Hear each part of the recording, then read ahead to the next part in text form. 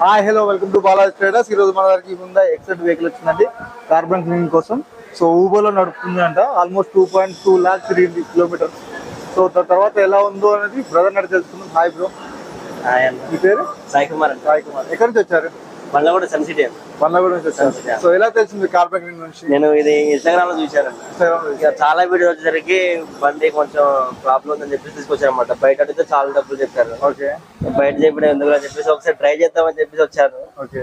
Smoking పోయింది, బాగుంది, మొత్తానికి అయితే ఫీలింగ్ బాగుంది. సో ఇంజన్ సౌండ్ ఎలా అనిపించింది? ఇంజన్ సౌండ్ కొంచెం తగ్గిందన్న. తగ్గిపోయింది. పికప్ ఎలా అనిపించింది? పికప్ బాగుంది.